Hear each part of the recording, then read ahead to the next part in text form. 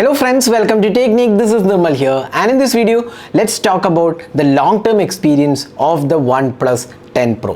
Now OnePlus 10 Pro was launched in India around the March 2022. Now it's almost 7 months since the launch. Now there have been a lot of flagship devices launched after the OnePlus 10 Pro. Now how good is the device after 7 months? Is it still a really good option to buy towards the end of 2022? That's what we're going to talk about in this video. So this is our long-term experience of the OnePlus 10 Pro. Now OnePlus 10 Pro was priced over 60,000 rupees when it launched in India. There were two variants, 8GB RAM and 12GB RAM, and there are two colors as well. Now this packs a lot of good hardware, including the Snapdragon 8 Gen 1 chip. You get QHD resolution display, 120Hz refresh rate, triple camera setup, and it is Hasselblad 2.0 partnership. You get the Oxygen OS, really powerful hardware. You get the SuperVOOC charging, 5000 mAh battery. So it's a good package out there, but is it right now a good package? That's what we're going to talk about in this video. So before getting started, if this is your first time on this channel, do hit that red subscribe button and also hit the bell icon to get notified of all the videos we publish. So let's get deep into the OnePlus 10 Pro. So let's first talk about the good aspects as well as the not so good aspect. Now instead of doing the regular review, we'll be separating these two aspects, the good aspects first, then the not so great aspects about the OnePlus 10 Pro, and then we'll conclude whether it's still a great device to buy. Now what are the good aspects? So first and foremost, the design. Now OnePlus 10 Pro came with a refreshing design. Now you have a squarish kind of layout. The layout has been curved towards the side panel. You get a glossy finish here, and in contrast you get a matte finish on the back panel. This is made of glass. You have the OnePlus branding, and the camera layout definitely gave a good feel, or rather refreshing feel to the design. Now we have been seeing a lot of devices with quite similar design, but here we get slightly refreshing design, and you have great finishing as well. Now you get the alert slider again, this is curved onto the side panel. Now the volume rocker keys, and the design looks definitely good. It's a quite compact device to hold, even with 5000 mAh battery and full metal and glass finishing. It is definitely good to hold. It does give a good comfortable feel, and you get this curved display. Now curved display has good and bad aspect. We'll talk about that when we talk about the display. Now you get the sides as curved, so the grip and the overall feel in hand is definitely good. That's one good thing we liked about this device. So overall it's a good device to hold and use, so design has to be one of the good aspects. Now the front panel has this punch hole selfie camera, so overall design language is definitely good. Bezels have been also kept to minimal, so design is good. Now let's talk about the build. Now before the device launched in India, there was some speculation about the build quality. It was there was a video where the device broke into two during the bend test, but frankly that test, although it did fail in that test, but that is not a use case for smartphones. So we don't generally bend smartphones.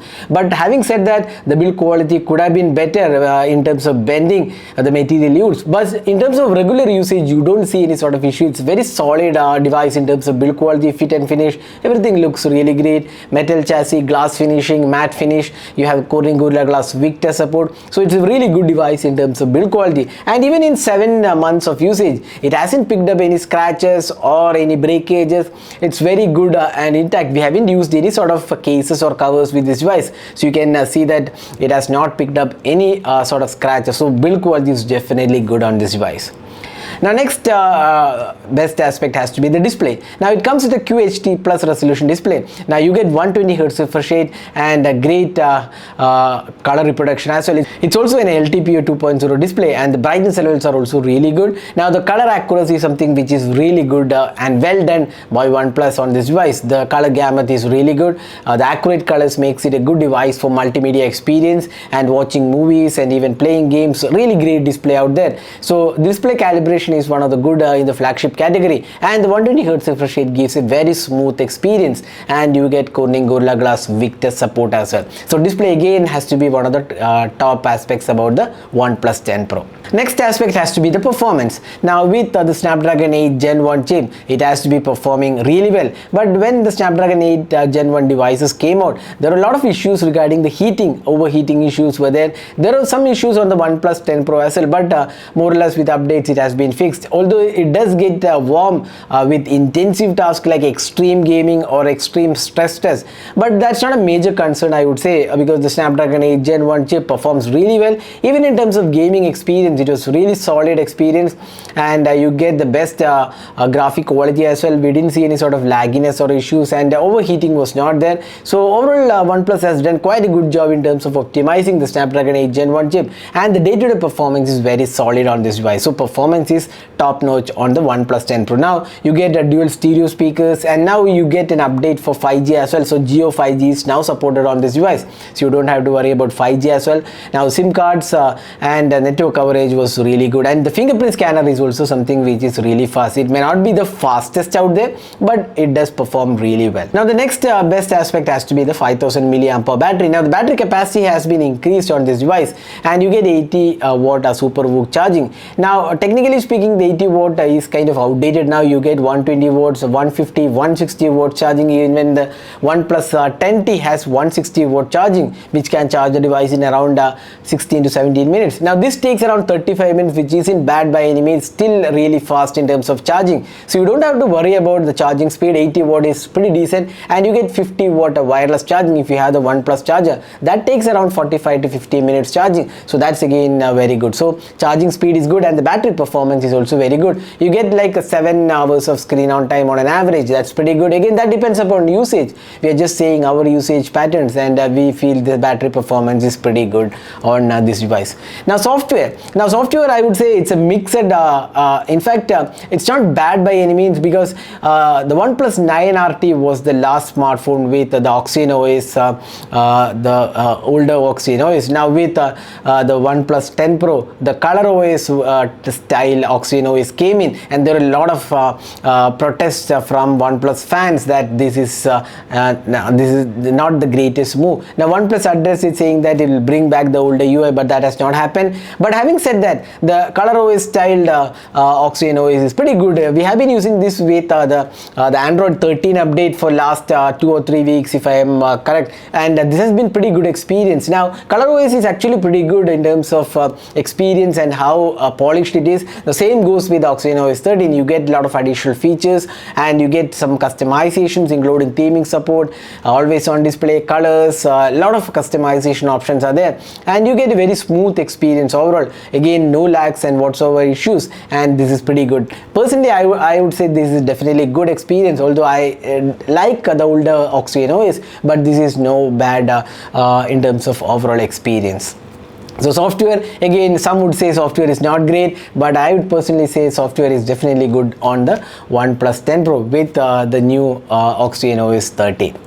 Now those were the good aspects and the kind of mixed aspects about the OnePlus 10 Pro. Now what is not so good about the device? That has to be the cameras. Now don't get me wrong, this is not a bad camera by any means. You get a 48 megapixel primary camera with optical image stabilization, you get an 8 megapixel telephoto lens and a 50 megapixel ultra wide, and you also get a 32 megapixel selfie camera. So it's not a bad camera by any means. Now the thing is, with the Hasselblad 2.0 partnership, we expected the camera to be performing better than the older version, but that has not happened. The camera performance is quite good, but when you compare with the competition, with the likes of the Xiaomi 12 Pro, now the Pixel 7 Pro has come, the Pixel 7 is there, then iPhone 14 series, then you get the Xiaomi 12 Pro, iQOO 9 Pro, all these devices, in fact Vivo X80 Pro, so all these devices have better cameras than the OnePlus 9 or rather OnePlus 10 Pro. That's one of the aspects which OnePlus has to improve. The cameras are good, but not class leading by any means. So at a price point of above 60k, we expect OnePlus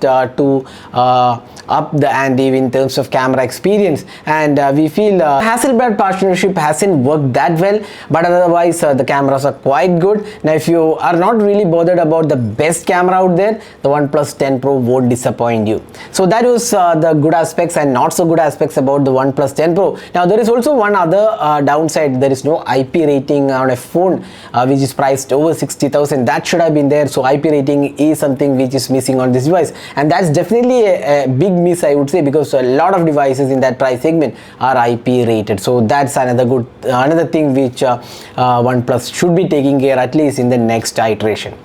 So that was our experience with the OnePlus 10 Pro. So should you buy the OnePlus 10 Pro now? Now if you are looking for a flagship device, OnePlus 10 Pro still offers great experience.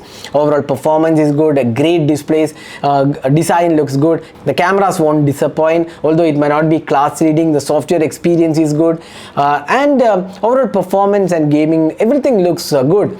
So it's a good package out there. But if you are really out there for camera, probably you can go with other devices. But if you are looking for a good all-round package, the OnePlus 10 Pro definitely is a good device, and you can still buy it from the OnePlus store or Amazon. Now there are two variants, 8GB RAM and 12GB RAM. 8GB RAM should be good enough for most users unless you are into extreme tasks or extreme gaming. 8GB RAM should be good enough. So that was our experience with the OnePlus 10 Pro. Hope you enjoyed watching this video. We'll share the link in the description of this video in case you plan to buy this device. So that's it for this video.